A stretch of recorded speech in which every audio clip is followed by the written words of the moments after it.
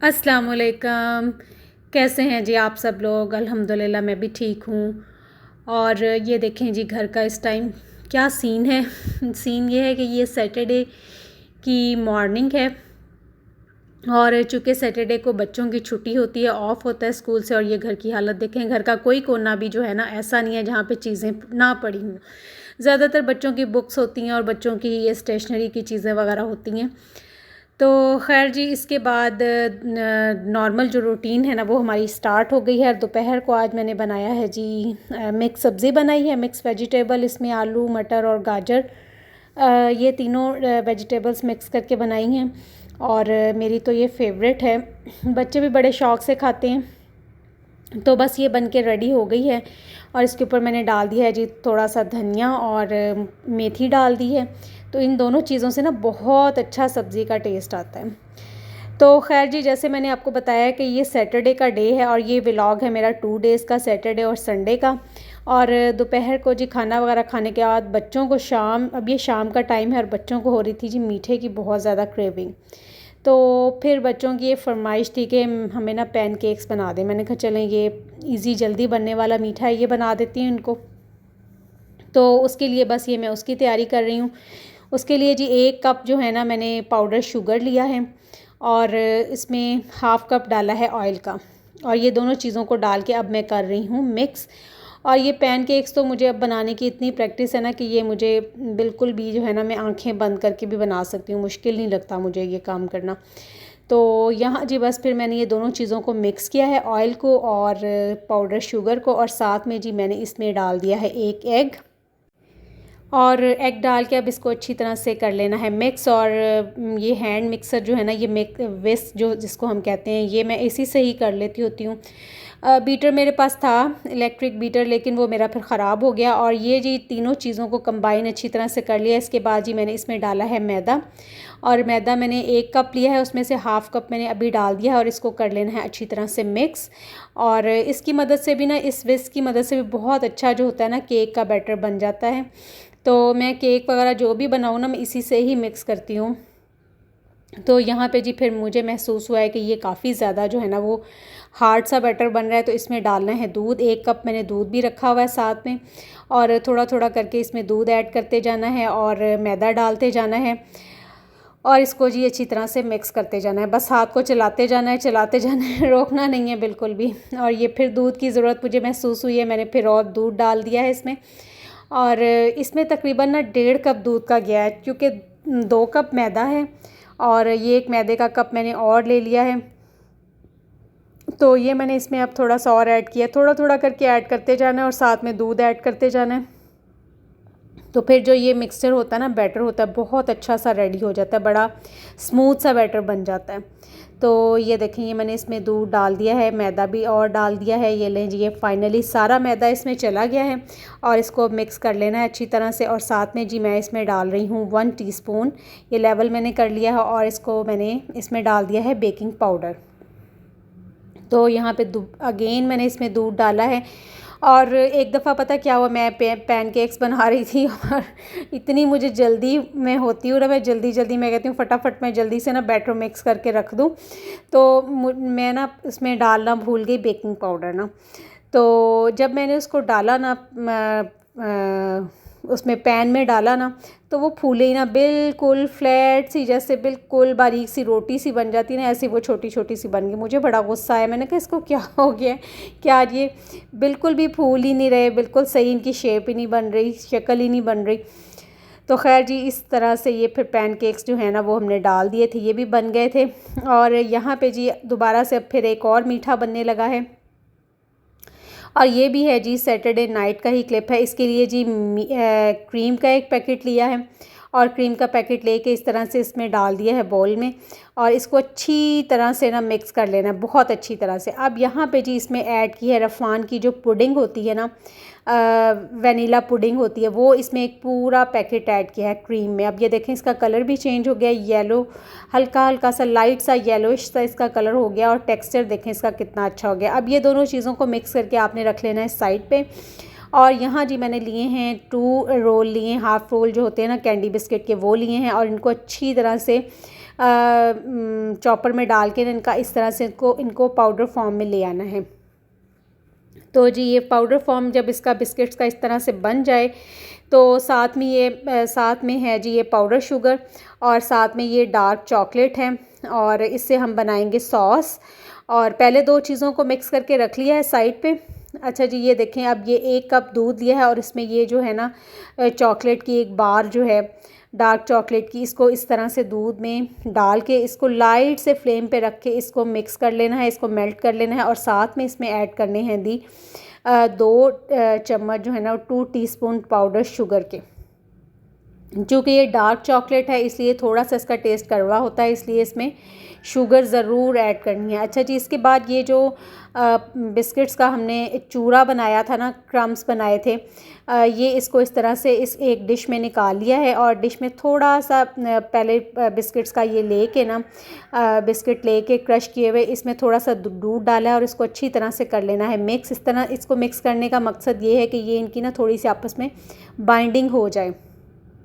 तो बाकी का भी फिर क्या करना है कि सारे बिस्किट्स इस तरह से डिश में डाल के और उसके ऊपर दूध डाल के इस तरह से उसको डिश में सेट कर लेना है। अब जो क्रीम और पुडिंग का हमने मिक्सचर बना के रखा था ना वो इसके ऊपर डालना है। थोड़ा सा पहले डालें, 1 लेयर बिस्किट्स की लगाएं और उसके ऊपर इस तरह से ये क्रीम और पुडिंग का बैटर डाल दें। अच्छा जी दूसरी साइड पे जो सॉस तैयार करके रखी हुई थी ना चॉकलेट की दूध वाली और उसमें पाउडर शुगर डाला था वो इसके ऊपर डाल देनी है। अच्छा जी चॉकलेट की सॉस भी इसके ऊपर डाल दी है और इसके ऊपर दोबारा से फिर आपने थोड़े से जो क्रश किए हुए बिस्किट हैं ना वो बचा लेने हैं, वो डालने हैं। और ये बड़ा ही मज़े का जो है ना वो डिज़र्ट, बड़ा मज़े का जो मीठा है ना वो तैयार हुआ था। और इसके बाद जी मैं एक और मीठा बना रही हूँ। आज है मीठे बनाने का दिन क्योंकि मीठे ना जो वो बच्चे भी शौक़ से खाते हैं। और ये मैं बना रही हूँ जी चने की दाल का हलवा। और ये अब जैसा कि वेदर चेंज हुआ है, सर्दियाँ स्टार्ट हो रही हैं ना, तो ये बहुत ही अच्छी चीज़ होती है बच्चों के लिए, बड़ों के लिए, सब के लिए बहुत अच्छी चीज़ है। मतलब बड़ा ये ना इसमें न्यूट्रिशन इसकी वैल्यू देखें तो बहुत ही ज़्यादा। अब ये देखें मैंने ना 2.5 कप लिए थे दाल के, आप कह लें कि आधा किलो चने की दाल थी और उसमें मैंने 1.5 लीटर जो होता है ना 1.5 लीटर बॉटल जो है ना मिल्क की वो मैंने इसमें डाल दी है। और इसको मैंने बिल्कुल लो फ्लेम पे पकने के लिए रख दिया और बस इसको थोड़ी थोड़ी देर के बाद आके आपने इसको चम्मच से हिलाते रहना है। तो साइड्स पे जो वो दूध ड्राई होता है ना वो आपने साथ साथ इकट्ठे करते रहना है। तो इस तरह से ये इसको जो अब ये दूध खुश्क होने के जो है ना वो करीब हो गया है। देखिए ये ड्राई हो रहा है दूध ना, तो यहाँ खड़े होकर आपने ख़ुद इसको ना मतलब चम्मच की मदद से हिलाते रहना है और थोड़ा सा चूल्हे का फ्लेम तेज़ करके आपने दूध को कर लेना है ड्राई। और ये भी देख लेना है कि दाल सही तरह से गल जाए। अब ये देखें कि दूध जो है ना वो तकरीबन जो है वो ड्राई हो गया है। अब ये ड्राई से फॉर्म में आ रहा है। अभी थोड़ा सा इसको और ज़रूरत है कि इसको और पकाया जाए। तो अब मैंने चूल्हे का फ्लेम जो है ना वो मीडियम कर दिया है ताकि अच्छी तरह से ड्राई हो जाए, लेकिन इसको मुसलसल हिलाते ही रहना है। इसके बाद ये इस फॉर्म में आ जाएगा, बिल्कुल ड्राई हो जाएगा ना। जब दूध इसका अच्छी तरह से खुश्क हो जाएगा तो दाल भी इसमें गल जाएगी। और ये देखें ये इस तरह से बिल्कुल खुश्क इस तरह से हो गया।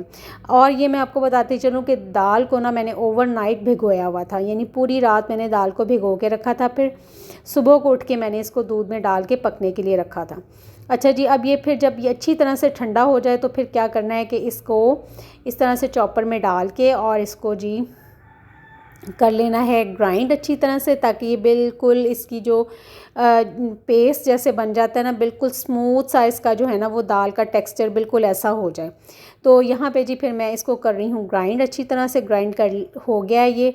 और थोड़ा सा ये ग्राइंड करने में मुश्किल होती है, इसको चम्मच की मदद से हिलाते रहें, ऊपर नीचे करते रहें, तो फिर ये इजीली जो होता है ना वो ग्राइंड हो जाता है। ये देखें अब ये इस तरह से बिल्कुल स्मूथ सा इसका टेक्स्चर बन गया है, बहुत अच्छी तरह से ये ग्राइंड हो गया। दाल भी बहुत अच्छी तरह से गल गई थी क्योंकि इसको ओवरनाइट भिगोया हुआ था, फिर दूध में काफ़ी देर इसको पकाया है, तो दाल जो होती है ना वो बहुत अच्छी तरह से गल जाती है।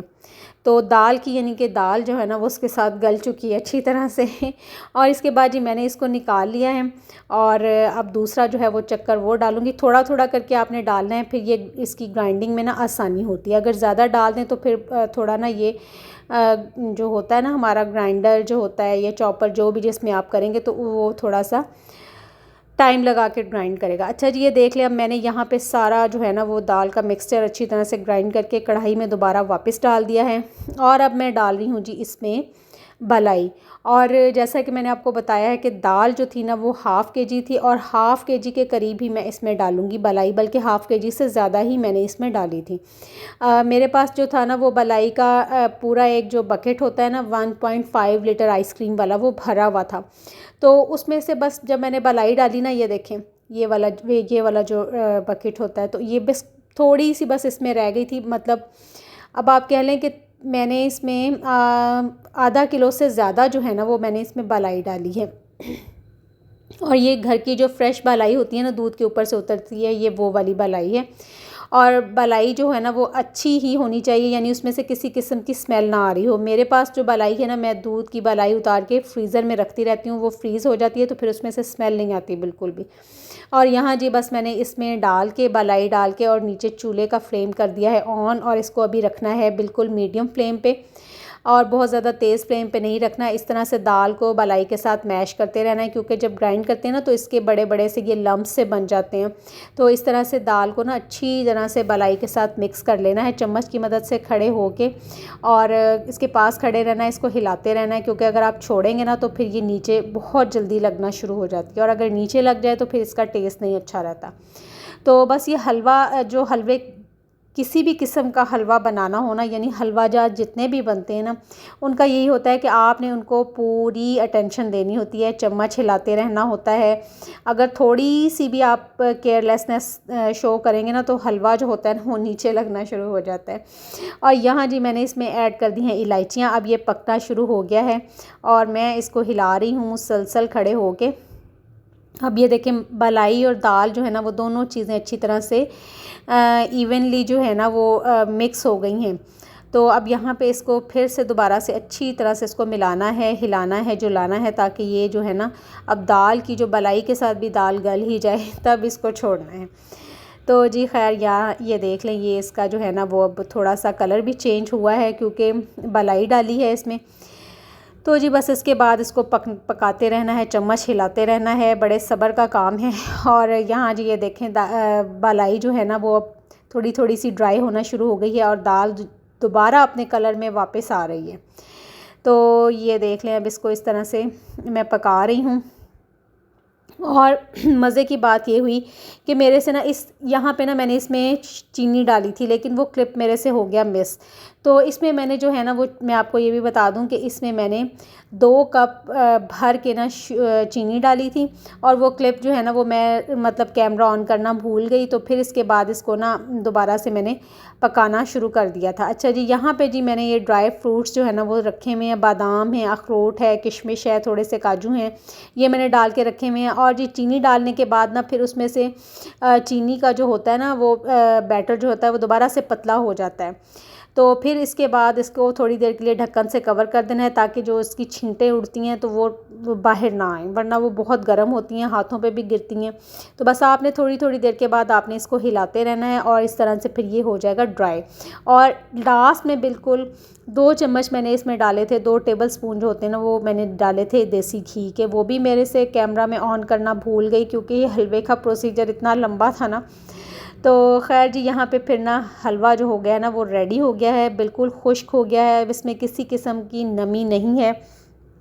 तो इस तरह से इसको निकाल लेना है एक डिश में, जैसा कि मैंने निकाल लिया है। और ये देख लीजिए, अब मैं कर रही हूँ इसको सेट। तो मैं आपको बता दूं कि बलाई डालने के बाद आपने इसको जब पकाना है ना, तो जब बलाई अच्छी तरह से इसमें मिक्स हो जाए और बलाई जो है वो ड्राई थोड़ा सा होना शुरू हो जाए, हलवा थोड़ा सा थिक होना शुरू हो जाए, तो उसमें आपने डाल देनी है चीनी। क्योंकि वो चीनी वाला जो था ना वो सीन वो मेरे से मिस हो गया, कैमरा ऑन करना मैं भूल गई। तो बस उसके बाद फिर जब चीनी अच्छी तरह से, जब उसका पानी भी अच्छी तरह से खुश्क हो जाए, तो फिर लास्ट में डालना है 2 चम्मच देसी घी।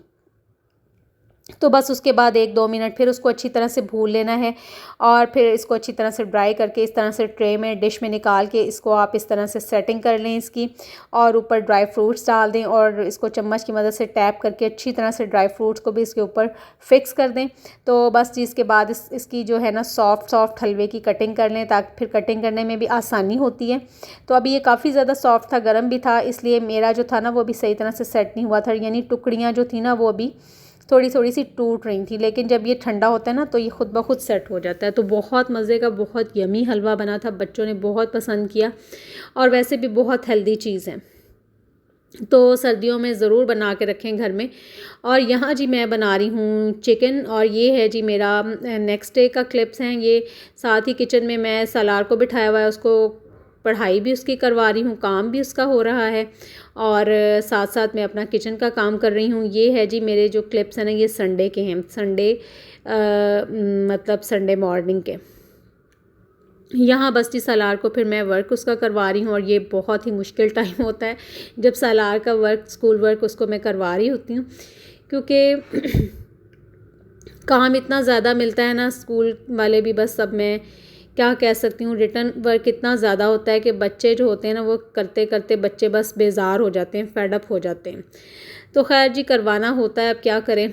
तो बस यहाँ पे फिर मैं सालार को बहला फुसला के साथ साथ उसका स्कूल का जो काम है वो करवा रही हूँ, और साथ साथ फिर मेरी कुकिंग भी हो रही है। तो ये देखें जी, ये मेरा जो है ना वो चिकन का मैं सालन बना रही हूँ। ये लें जी, ये चिकन जो है ना वो इसकी इस टाइम हो रही है भुनाई, और इसमें मैंने अब थोड़ा सा इसका ना मैंने ग्रेवी टाइप इसको बनाना है, शोरबा थोड़ा सा बनाना है। और साथ के साथ यहाँ बन रहे हैं जी राइस, चिकन पुलाव बन रहा है। और आज जी आ रही हैं बच्चों की फूफो, तो इसलिए फिर खाना जो था ना वो दोपहर का खाना वो मैं बना रही हूँ, चिकन पुलाव बन रहा है और साथ में जी चिकन का ही सालन बन रहा है। और ये चिकन की रखी हुई है मैंने यखनी पक रही है। तो जी साथ में ये देखें जो है ना वो सालन बन के हो गया है रेडी, और ये देखें कितनी इसकी अच्छी सी शक्ल बनी है, और आज मैंने धनिया भी खूब इसके ऊपर दिल खोल के डाला है। तो बस ये है जी मेरा आज का व्लॉग, 2 डेज़ का व्लॉग है। आई होप आपको अच्छा लगेगा, अच्छा लगे तो चैनल को सब्सक्राइब ज़रूर कर लीजिए, लाइक और शेयर भी कर दिया करें। और ये पुलाव भी रेडी हो गया है, और पुलाव भी बहुत ही यमी, बहुत अच्छा बना था। तो बस जी इसके साथ ही मुझे दें इजाज़त, अपनी दुआओं में याद रखें, अपना बहुत सारा ख्याल रखें। अल्लाह हाफ़िज़।